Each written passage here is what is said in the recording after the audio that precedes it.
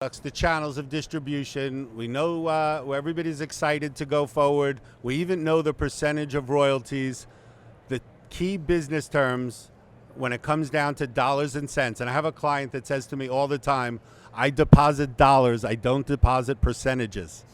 So when it comes down to the dollars, an advance payment, how much money the licensee is going to pay to the licensor at the time we sign the license agreement, and then guaranteed minimum royalties. What is the licensee going to guarantee the licensor in annual payments in order to get this license? I was in a negotiation earlier today where they were actually committing to a 7-figure guarantee. It's a very strong property, and I'm actually representing the licensee, and they're committing to over $1 million in guaranteed royalty payments over the life of the deal, correct? Over 3 years plus a little bit of a ramp-up time. But what are those guaranteed minimums? Now, if you have the hottest new property, if you had Fortnite, you can command those kinds of dollars. And licensees, if you're going to take on that license, make sure that if you're committing to those dollars that you have the ability to distribute enough product to cover it.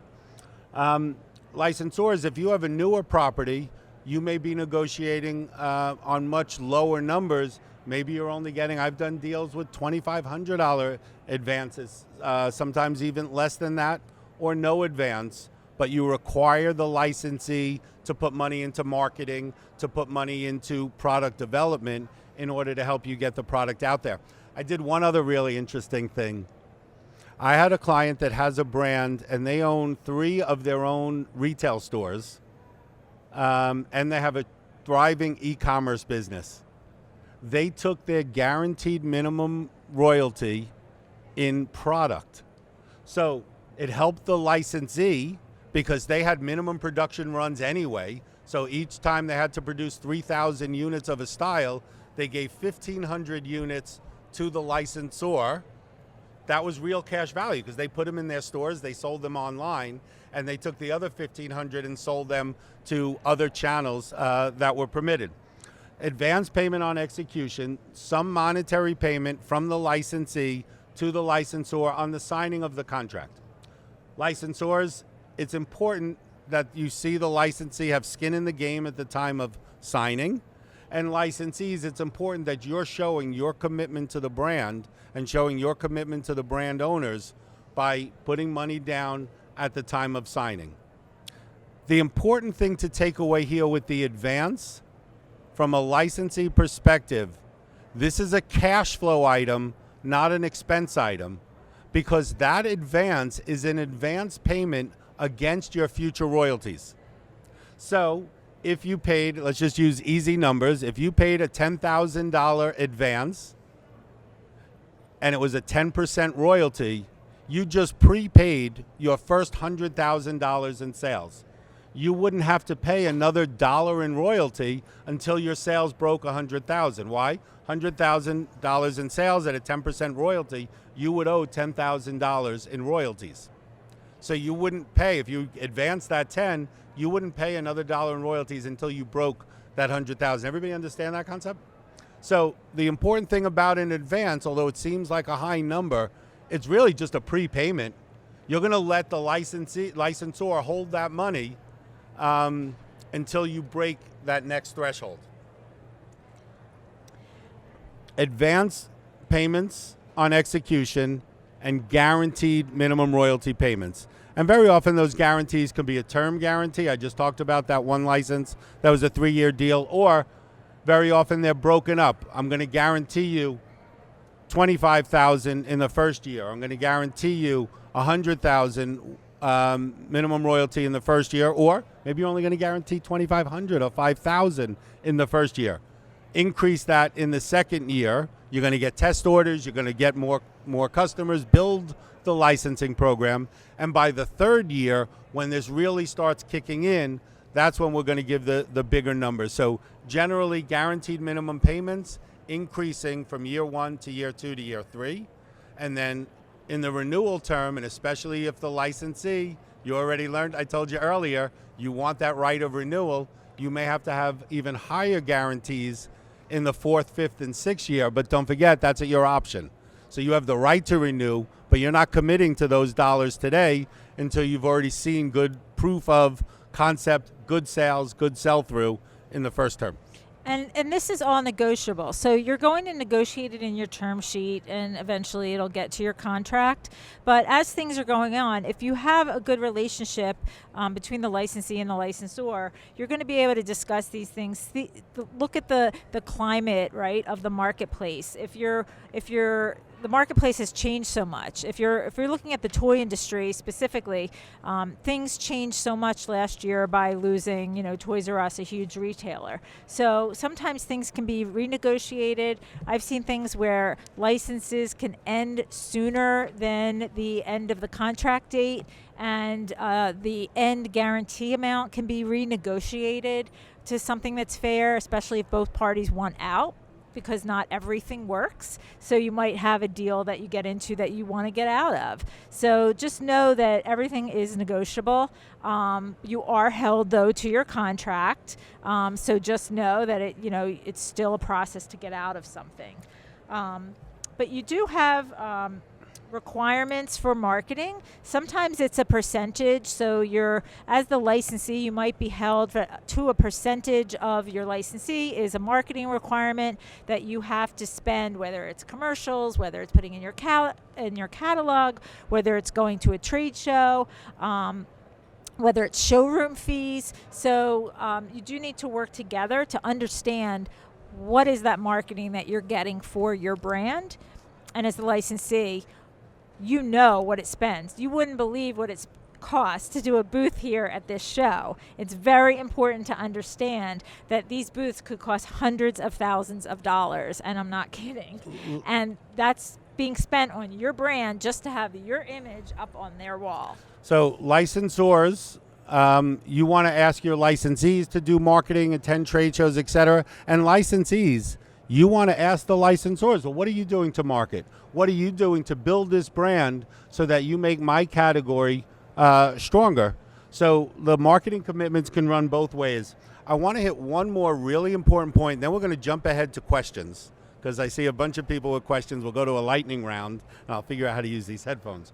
One more really important point. I want to distinguish guaranteed minimum sales, guaranteed minimum royalties, that monetary payment that licensees pay to licensor, from guaranteed minimum sales. Guaranteed minimum sales are sales thresholds that if they are not met, the licensor can terminate. And by the way, a trick I've used, even allowing a licensee to terminate. But a guaranteed minimum sales threshold is a performance requirement. If that said you have to sell $5 million worth of merchandise and you fail to meet that, you don't owe the royalty. You don't owe money, but the licensor could terminate you or the licensee could walk away. So the guaranteed minimum sales are performance thresholds. Guaranteed minimum royalties are dollars that the licensee will owe to the licensor regardless of performance. Everyone understand that distinction? Because that guaranteed minimum sales threshold could be much higher than the guaranteed minimum royalties. But what it does is it allows the licensor to say, hey, I think I'm going to be able to find somebody better. I don't just want guaranteed minimums. I want somebody out there that's blowing this up and building a big program. And by the same token, a licensee could say, you know what? If I'm not able to create a few $1 million or 10 million, whatever the number is, from this property, I don't want to be held to this anymore. I want out. Right. So that guaranteed minimum sales threshold could be used by licensor or the licensee.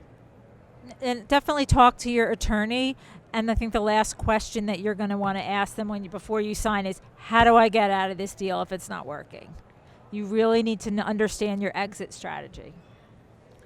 So I don't know how you guys can ask the questions. I guess there's a microphone in the middle. Let's jump to the lightning round. Let's try to get through as many quick questions. I guess just stand up or walk up to the mic if you have a quick question. If you have something very specific to your property, then what I'll suggest is you come to myself or a leader, or come by my booth, the brand liaison, F154. Come by my booth, or stop us after the show. I'll take my card, email me, or email Alita any questions. But let's do a lightning round. Let's go through questions as quick as we can, because if you have a question, I'm sure someone else had the same question. There's a mic over there. Hi. Hi. Can you hear me? Yes. You mentioned that in between retail and e-commerce, that velocity was one major difference. Can you identify some other differences when you're licensing digitally, leveraging e-commerce versus retail in the negotiation process? Yes, because it's a channel of distribution in and of itself. It was formerly an afterthought, and now e-commerce can actually exceed the brick and mortar. It also adds speed to market, it adds to customization and personalization, and it should be treated as its own category. I rattled off a bunch of channels of distribution earlier, and I said mass and department store and off-price and club and specialty. E-commerce can be its own channel of distribution and often needs to be treated as one. Great question. Next. I want to know what's the difference between the minimum guarantee royalty versus the advance? So the advance is paid at the time you sign. The guaranteed minimum royalty is something that's guaranteed over the life of the agreement. I'll just use easy numbers. If a license agreement had guaranteed minimum royalties of $30,000 in the first year, $50,000 in the second year, and $70,000 in the third year, you might only pay 10 or 20 at the advance at the time you sign. So the advance is paid when you sign the license, or sometimes it's broken up into two payments early on. The guaranteed minimum royalty is based on either the whole term or year to year to year. I did just do a license that had $125,000 guaranteed minimum royalty, all paid as an advance. So it's just a question of the timing of when you do it. Another great question. Let's get another question. I know up front you had one. Go ahead. Okay, can you hear me? I hear you. Okay, so what's the industry standard in terms of fees for licensing consultants who represent the licensees? There's a big range. So depending on what it is, the agent or the consultant will look at the property and determine the amount of time and work that's going to go into preparing that license to be shown to licensees. So to get the brand deck ready, to have a style guide ready, to make sure that you have proper marketing, to make sure that you have ongoing support of your brand.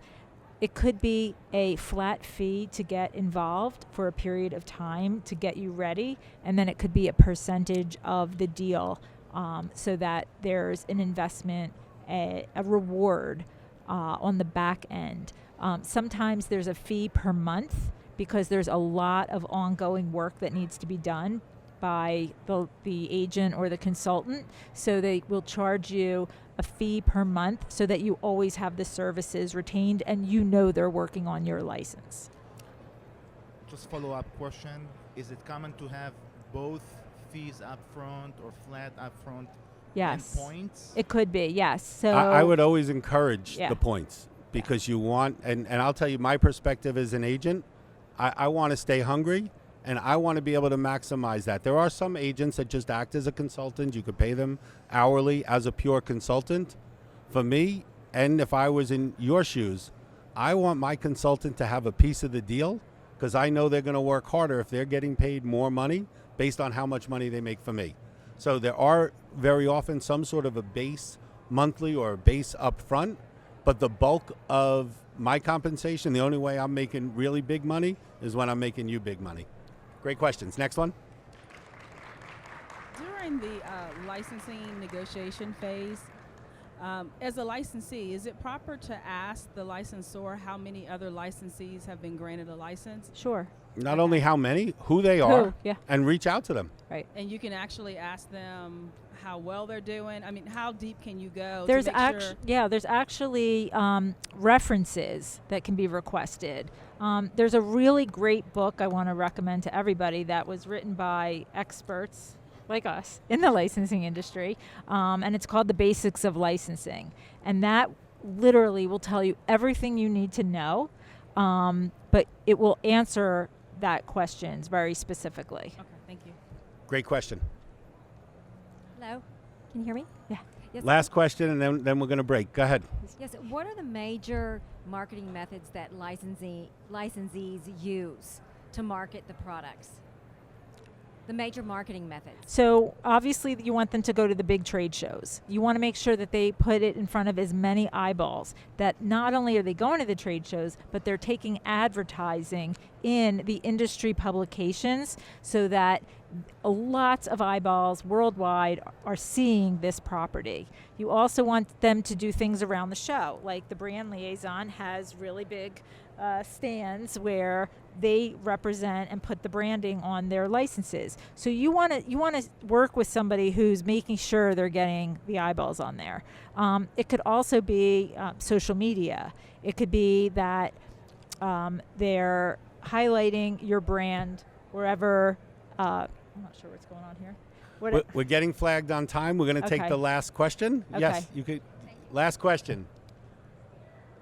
All right. You come see me after the show. Go ahead. All right, I'll make this quick. So, in your experience, do you think there are special considerations to take when, as a licensee, the product itself is digital, in like the gaming context? It's a brand new world. I'll let Alita talk to it. So specifically, you want to know with the gaming. So basically, I'm a licensee representing a game, wanting to license in-game content, and so it's our own storefront, basically direct to retail model, except it's our in-game store basically. Okay, so if I understand that correctly, so you're the game, Yes. and you have the game, whether it's on an app or a physical game, and you want to put licenses in that game. Yes. Okay, so you want to pay for, Mickey Mouse to show up in your game, for example. Basically, not the best fit, but you get the idea. Right. Okay, it's probably an adult game. Okay, so yes, you're still taking on a license. It's still what you're doing is you might be doing it not for monetary gain, but you might be doing it because you want the marketing value of it, right? So there's still a value that you're going to be able to place on that, and it's still a negotiation between you and that brand IP owner. So you're still going to expect to pay a royalty in advance. The same terms will apply, but if you're I have something important. So you're highly in demand because any of those licensors will want to be in your video game if it matches DNA. The key is, how do you charge to use that property? Is there an upcharge, an in-game purchase? Yes. So then again, what Alita was saying, that in-game purchase is going to be how you negotiate this, but you're probably in high demand because that licensor wants to be in your video game and get the promotional value. So Well, you're highly I coveted. just had this situation come up, so we could talk after. Okay. But yeah. Sometimes it's for the marketing of it. Sometimes there's a dollar amount attached to it. I want to Column thank A, you. Little column B. I want to thank you all for coming. Hopefully you found this informative. Take that term sheet, negotiate the heck out of it, whichever side you're on, and go get that licensing deal done. Thank you. Good luck.